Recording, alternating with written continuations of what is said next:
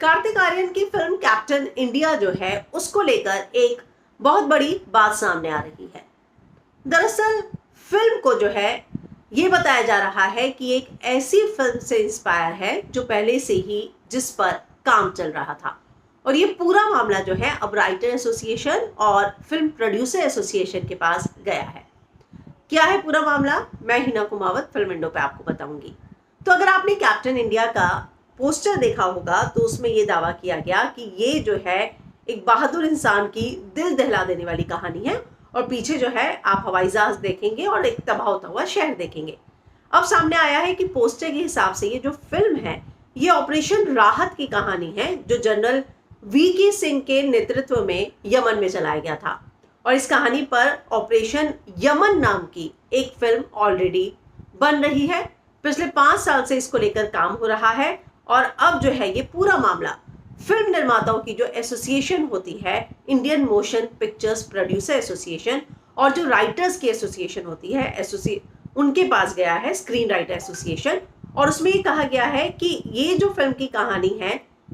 Operation Yemen, ये पहले से ही स्क्रीन एसोसिएशन के पास, स्क्रीन राइटर एसोसिएशन के पास लिस्टेड है, पंजीकृत है, और उस पर ऑपरेशन यमन बनने वाली थी जिस पर पिछले 5 साल से काम चल रहा है। तो सुभाष काले ने फिल्म कैप्टन इंडिया को रोकने के लिए अदालत की शरण लेने की भी बात कही है, और बताया जा रहा है कि ऑपरेशन यमन जो है वो सुभाष काले ही बनाने वाले थे। सुभाष काले जो है वो मुंबई फिल्म इंडस्ट्री में वीएफएक्स की टेक्निक और हाईफाई एडिटिंग के लिए जो है बहुत बड़ा नाम है, और ऐसे में वो पूरे यमन का सेटअप और ये सारी चीजों को लेकर वीएफएक्स पर तैयारी भी शुरू कर चुके थे, और 5 साल से काम चल रहा था, इस तरह की खबरें सामने आ रही हैं।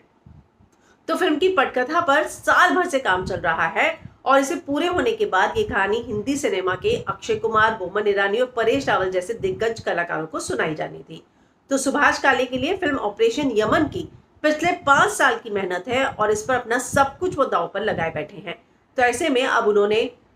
प्रोड्यूसर एसोसिएशन का दरवाजा खटखटाया है, और सिने राइटर एसोसिएशन का, कि जो ऑपरेशन यमन है वो आपके पास पहले ही लिस्टेड है, यानी कि उसके राइट उनके पास है जो ऑपरेशन हुआ था यमन में, तो उस पर ये कैप्टन इंडिया नाम की फिल्म कैसे आ सकती है। तो हालांकि अमर उजाला ने यह दावा किया है कि इस तरह से पूरा विवाद जो है अब हो रहा है रॉनी स्क्रूवाला की फिल्म कैप्टन इंडिया पर, जिसका निर्देशन हंसल मेहता करने वाले हैं। अमर उजाला ने हालांकि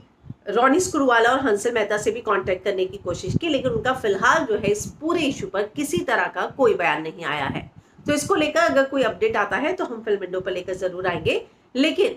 हो सकता है कि ये जो कहानी है रॉनी स्क्रूवाला की वो ऑपरेशन यमन ना हो जो यमन में हुआ था, हो सकता है दूसरी हो। लेकिन इसको लेकर जो है दोनों पार्टियों का बयान का जो ऑफिशियली आता है उसका इंतजार करना होगा। लेकिन फिलहाल सुभाष काले का ये दावा है कि जो कहानी आ रही है कैप्टन इंडिया, उसके पोस्टर से तो ऐसा ही लगता है कि पूरी कहानी उसी पर आधारित है जिस कहानी पर वो पिछले 5 साल से काम कर रहे हैं, और जिस कहानी को वो पहले से रजिस्टर करा चुके हैं।